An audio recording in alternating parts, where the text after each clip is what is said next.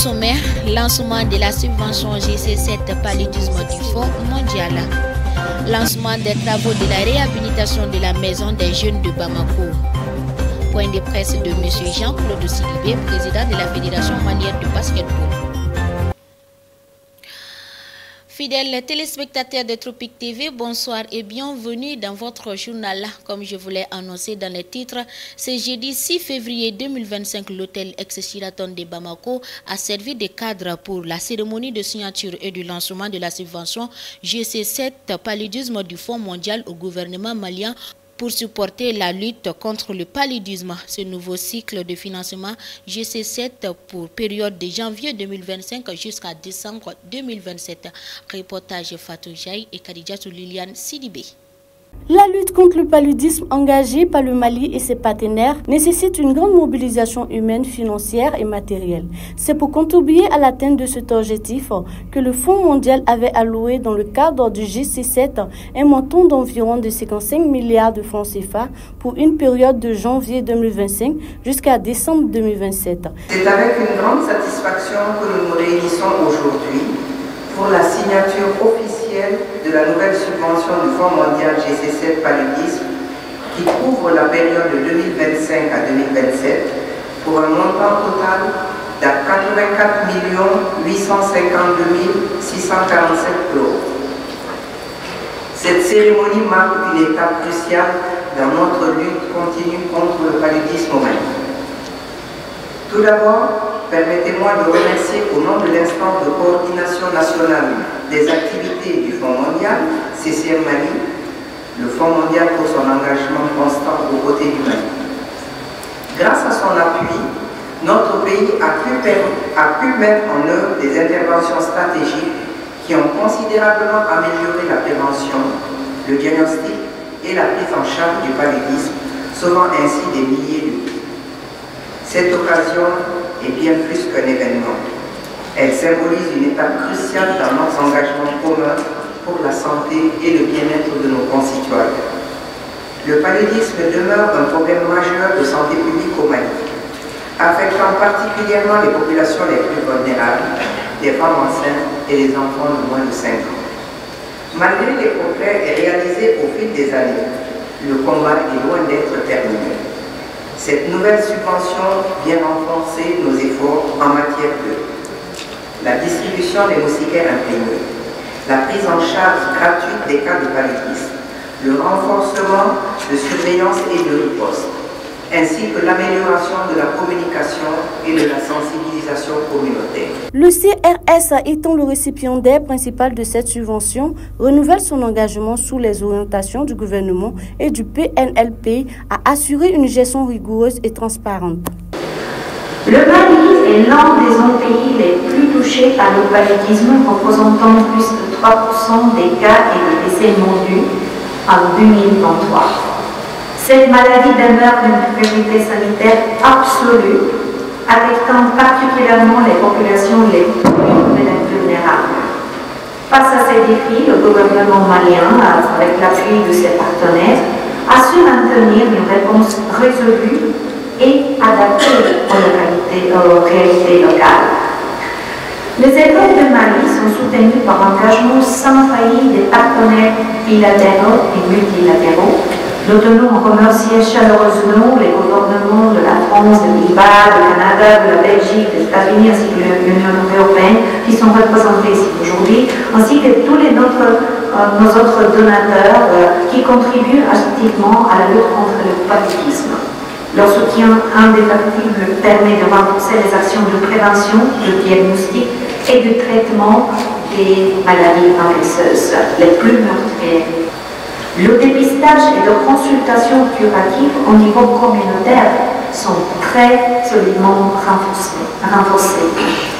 La couverture de traitements préventifs intermittents chez les femmes enceintes a progressé de 41% en 2020 à 50% en 2023. Ça, c'est un bon rebondissement après la pandémie de Covid-19.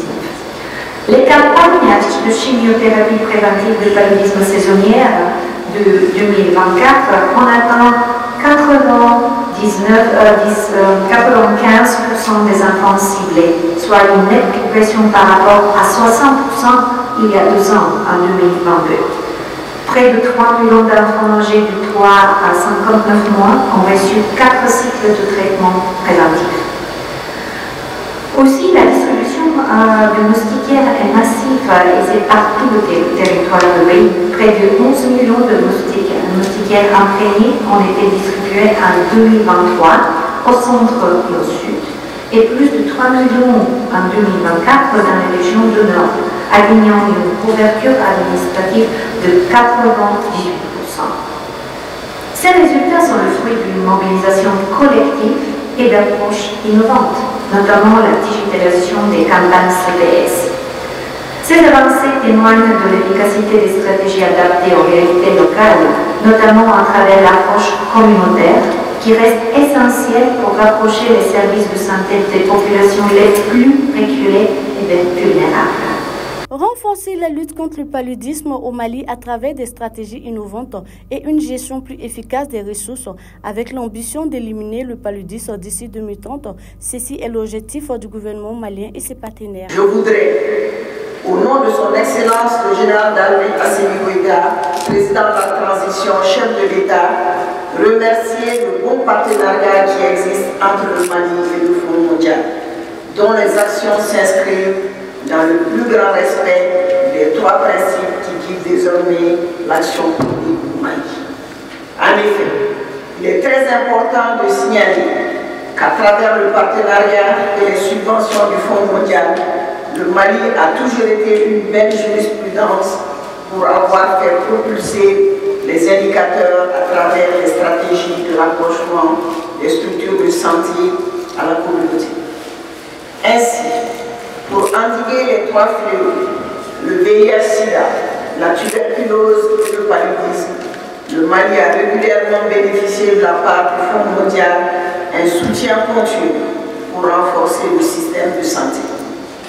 Cette nouvelle subvention, comme il a été dit ici, de 84 852 647 €, soit environ 56 milliards de francs CFA dans la lutte contre le paludisme au Mali pendant la période du 1er janvier 2025 au 31 décembre 2027 permettra à mon département d'atteindre la politique de lutte contre le paludisme au Mali.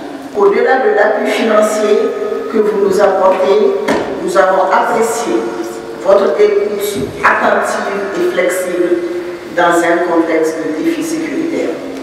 Cette flexibilité nous a permis d'adapter certaines stratégies telles que la distribution en couverture universelle des moustiquaires imprégnés d'insecticides aux populations des zones affectées par la crise sécuritaire.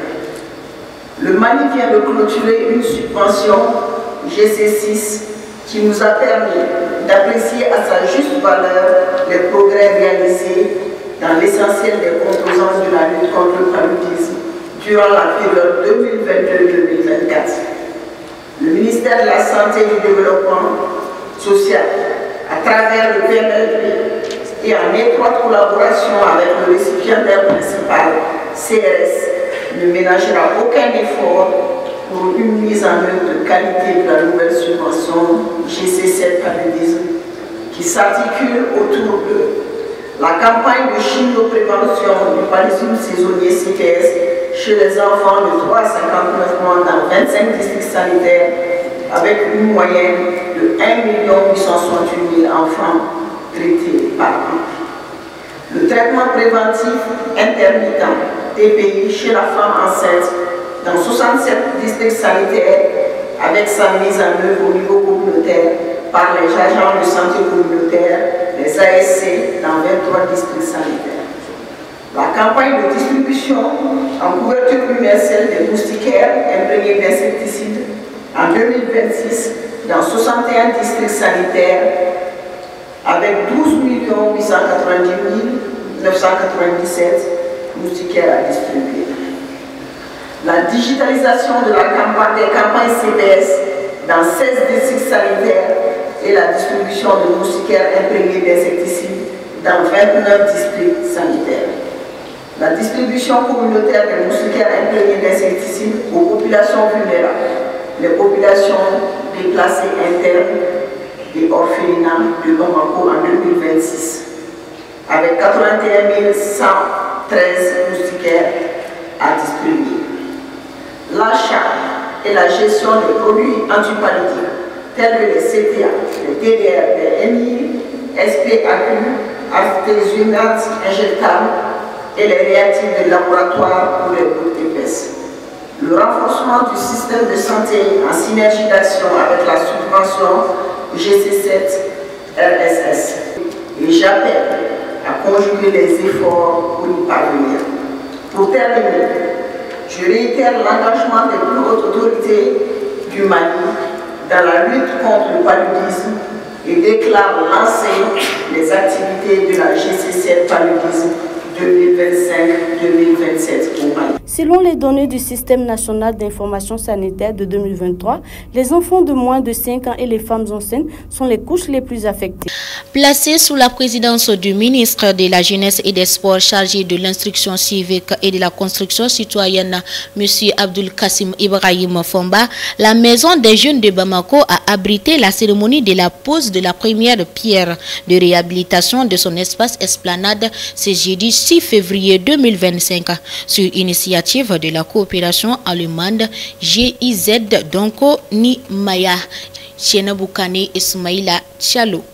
La Maison des Jeunes de Bamako, un endroit destiné à la jeunesse malienne qui favorise la convivialité ainsi qu'à la découverte de nouveaux talents, c'est dans cette optique que la coopération allemande GIZ, donc Onimaya, a pris l'initiative de rénover son espace esplanade afin de favoriser la jeunesse. La Maison des Jeunes, c'est un endroit qui est mythique, qui est connu de plusieurs acteurs jeunes d'abord, mais les artistes également. C'est un endroit de retrouvailles, de convivialité, de partage, d'animation et également de découverte. Et ici, le fait de rénover un espace de ce genre-là et de mettre cet espace-là à la disposition des artistes et des jeunes, je pense que c'est une aubaine pour nous. Ça va transformer encore plus la vocation de la Maison des Jeunes, qui va être un endroit de découverte et de découverte des talents. Vous savez, les jeunes aujourd'hui, ici au niveau du Mali, ont beaucoup de talents. Malheureusement, il n'y a pas d'espace et de cadre des fois pour pouvoir leur donner le moyen de s'exprimer. Et d'avoir un endroit comme ça qui va être rénové, je pense que cela va énormément aider nous dans le cadre de la détection des talents surtout au niveau artistique. Vous savez que le président de la transition a fait de 2025 l'année de la culture. Je pense que nous allons amplement et pleinement utiliser également cette année pour pouvoir renforcer aujourd'hui les vocations de cet espace-là, afin que ce soit un lieu non seulement de retrouvailles, mais un lieu également où tous les talents de jeunes maliens à travers le pays pourraient venir librement s'exprimer, montrer leurs talents, et pour que ça puisse être des opportunités pour eux dans le futur. Selon la chef de mission allemande, l'engagement de la coopération allemande se concentre sur deux piliers principaux, la jeunesse et la culture. C'est avec un immense plaisir que je prends la parole devant vous aujourd'hui à l'occasion de cette cérémonie de pose de la première pierre au bénéfice de la Maison des Jeunes à Bamako. Comme vous le savez, l'Allemagne est le premier partenaire du Mali depuis le jour de son indépendance. Dans le contexte des multiples crises traversant ce pays, l'engagement de la coopération allemande se concentre sur deux piliers principaux, la jeunesse malienne et la culture. Créer, protéger et élargir l'espace culturel pour les jeunes maliens nous semble indispensable pour favoriser l'apaisement du pays, promouvoir la cohésion sociale et créer des perspectives économiques. La Maison des Jeunes de Bamako est un partenaire clé dans cette démarche.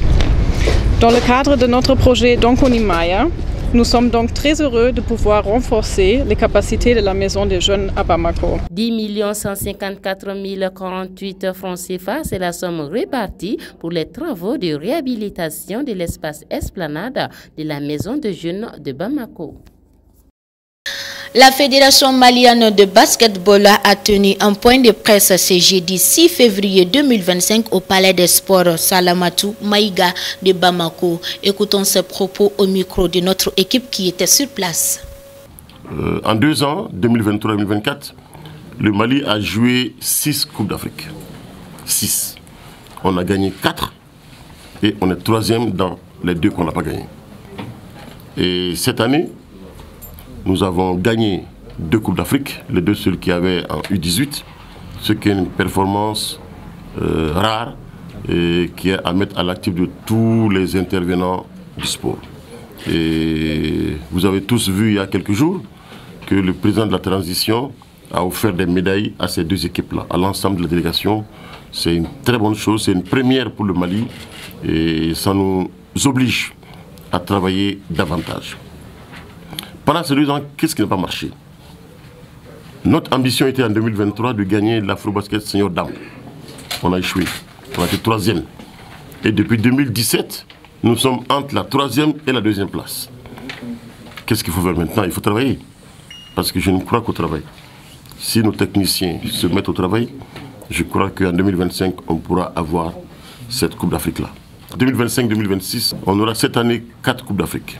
2 U16, filles et garçons, à Kigali. Vous savez que le Mali est détenteur de la Coupe chez les filles pour la 8e fois consécutive. Donc nous allons à Kigali chercher notre 9e titre. Le travail a commencé, les entraîneurs ont déjà été choisis. Donc nous travaillerons pour ça. Les U16 garçons, on a échoué la dernière fois, mais nous allons travailler à ce qu'eux aussi puissent gagner au Rwanda. On aura une Coupe d'Afrique Senior Dame à Abidjan, au bord de la lagune Ébrié. Notre ambition, je ne le cache pas, c'est de jouer la finale face à la Côte d'Ivoire, mais que le Mali gagne. Les coachs ont été nommés. Il s'agit de Oumar Sidia. Il est Maïga? Oui, Maïga. Oumar Sidia Maïga, Amchetou Maïga et Kaba Kanté. Donc Kaba Kanté vient en renfort à cette équipe-là. Donc l'Assemblée générale, c'est juste uniquement sur les comptes de l'exercice. Parce qu'on avait traité tous les dirigeants maliens de pédophiles. J'ai été à Maputo combattre ça. J'ai été aux Philippines combattre ça. J'ai dit à la face de FIBA, nous ne sommes pas des pédophiles au Mali. Ça arrive qu'il y ait des brebis galeuses. J'ai dit non, ne jetez pas l'anathème sur le Mali. Nous sommes exemplaires. J'ai dit trouvez un cas sur nous. Bon, heureusement que depuis lors, il y a eu une seule affaire, mais classée sans suite par le procureur. Donc, je peux dire qu'on a pu assainir à ce niveau le milieu. Donc, le rôle du comité d'éthique, c'est faire en sorte que même nous, on soit contrôlés. Le président du comité d'éthique est plus important que moi. Parce que s'il écrit sur moi à FIBA, on me suspend. Est-ce que vous comprenez? Donc, on a pris une personnalité indépendante à la place de Hoult qui est rentré au bureau fédéral. On ne peut pas être membre du bureau fédéral et en même temps membre du comité d'éthique. Le comité d'éthique est un comité indépendant. Indépendant. Nous, on les saisit pour les problèmes qui sont posés. Ils se réunissent et en toute indépendance, ils donnent leurs décisions. La seule différence qu'il va y avoir cette année avec l'année dernière, c'est que si le championnat finit tard, certains reviennent de l'extérieur pour renforcer les grandes équipes. On veut arrêter ça cette année. On veut faire en sorte que ceux qui jouent au championnat au Mali, les champions sortent de ça. Mais ceux qui viennent de l'extérieur pour renforcer, on veut éviter ça. C'est pour que le championnat a commencé tôt cette année. Et on va la finir tôt pour que les joueurs de l'extérieur ne viennent pas fausser les résultats. L'an dernier, tout le monde a vu, on m'a dit que c'est le Real qui devait être champion. Mais le fait que certains ont pu recruter avec l'argent des joueurs et joueuses à l'étranger, on a faussé le niveau du championnat. Moi, je préfère avoir un championnat bien à mon niveau ici que d'avoir un championnat faussé parce que 2 ou 3 joueurs MVP sont venus d'ailleurs. Donc on fera en sorte que le championnat finisse tôt pour qu'on puisse aller aux compétitions internationales. Mais ce qui est sûr, toutes nos... Le cousinage a présenté un concept culturel qui se retrouve dans plusieurs sociétés d'Afrique de l'Ouest, particulièrement dans les communautés où les liens familiaux sont très importants. Il désigne une forme de relation sociale particulière entre 2 individus qui ne sont pas réellement cousins, mais qui se comportent comme tels à travers des échanges et des plaisanteries, souvent au sein de la même famille élargie ou d'une même communauté. Fatou Ndiaye. Bien plus qu'un simple jeu, ces relations sont sans doute un moyen de désamorcer les tensions entre ethnies voisines ou entre clans familiaux.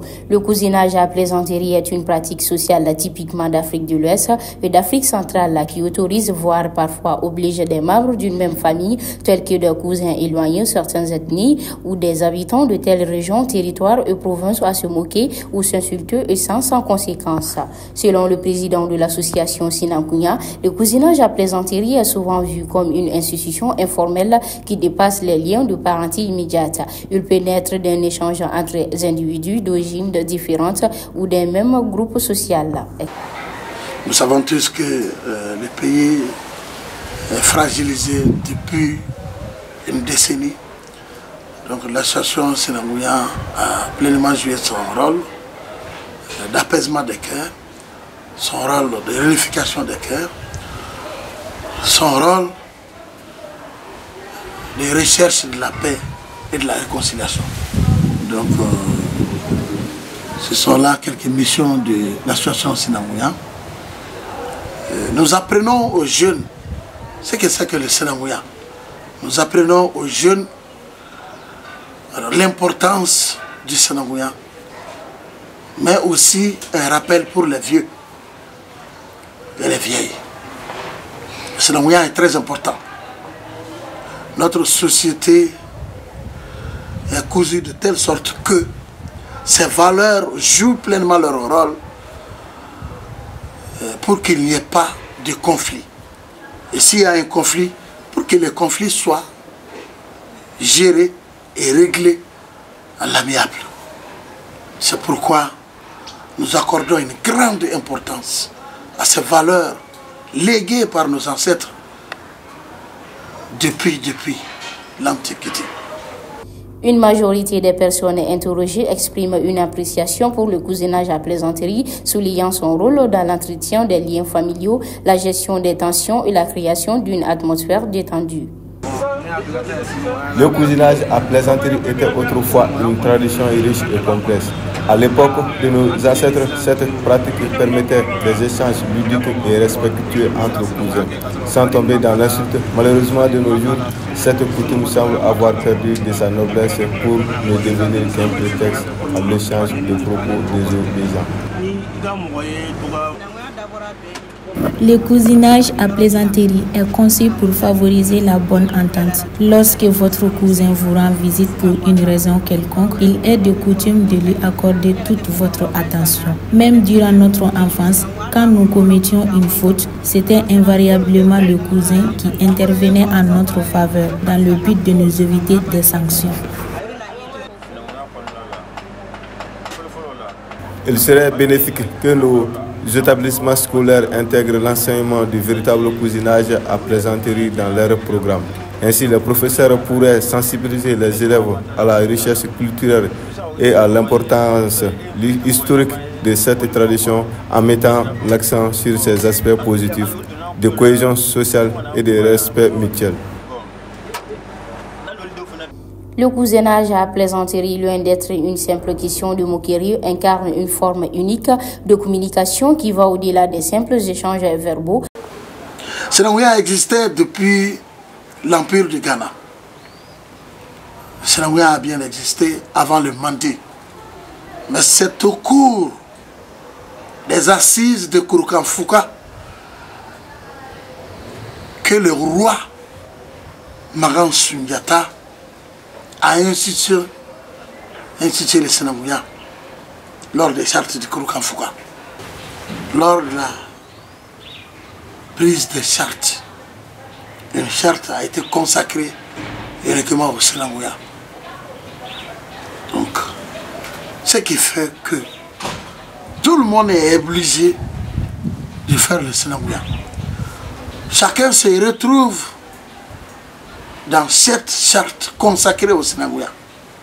Magan Sundiata, lors des assises, a rappelé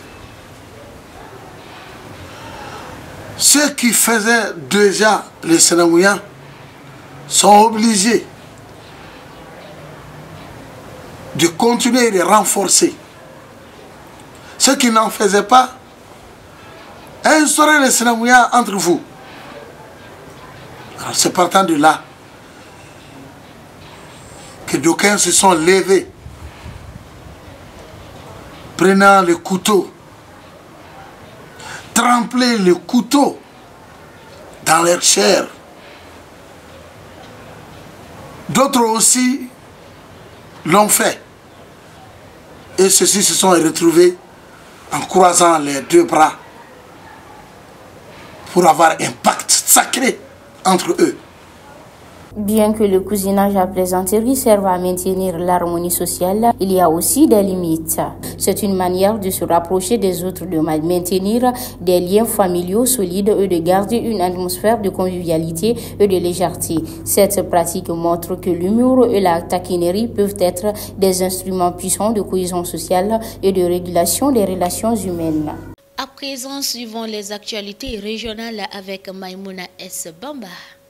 À Koulikoro, la rencontre de ciblage relative au projet d'amélioration de la décentralisation de l'éducation au Mali PADEM a débuté le 4 février 2025. Cette rencontre de 2 jours vise à identifier les écoles des communes de la région susceptibles d'être concernées par ce projet. Il s'agit, selon les responsables du projet, d'accompagner les filles et les garçons à réaliser leur droit à une éducation fondamentale de qualité dans ces zones d'intervention. Le projet PADEM intervient dans le district de Bamako et dans les régions de Kaï, Koulikoro et Sikasso pour une durée de 4 ans. Il est financé par l'Union européenne à hauteur de 20 millions d'euros. La rencontre est organisée par Save the Children. Les prix des denrées alimentaires ne cessent d'augmenter sur le marché à Yanfouila. Pour les consommateurs, la situation menace d'atteindre des niveaux records en cette veille du mois de Ramadan. Le sac des 100 kg de maïs est cédé actuellement à 19 000 francs CFA contre 18 000 francs CFA. Il y a quelques semaines, affirme-t-il. Selon les mêmes sources, les prix du mil, du riz, de l'huile et du sucre ont tous augmenté. Le sac de 25 kg de sel est vendu à 35 000 francs CFA et le bidon de 20 litres d'huile est cédé entre 23 000 francs CFA et 24 000 francs CFA, ajoutent les consommateurs. À Yorosso, un cadre de concertation entre l'administration et les partis politiques autour de la révision des listes électorales a débuté le 4 février 2025. Plus d'une cinquantaine de représentants des partis politiques, des syndicats et de la société civile prennent part à la rencontre. Il s'agit pour les participants d'échanger sur l'opération spéciale de révision des listes électorales en cours et de trouver des solutions aux difficultés auxquelles les différentes commissions font face. La rencontre a permis de faire le point des transferts, radiation et validation des nouveaux majeurs, indique la commission. Plusieurs véhicules de transport et des particuliers ont été soumis à des contrôles par des hommes armés non identifiés sur la route Kouri-Kouchala. C'était du samedi à lundi dernier. Selon des témoins, ces hommes armés procèdent à des fouilles sur les passagers dans les bus et vérifient leur téléphone. La situation inquiète les usagers de ces tronçons qui mènent au Burkina Faso, rapportent les mêmes témoins. Merci d'avoir choisi Tropique pour vous informer et bonne suite de programme sur Tropique TV. Tropique TV, la proximité, notre atout.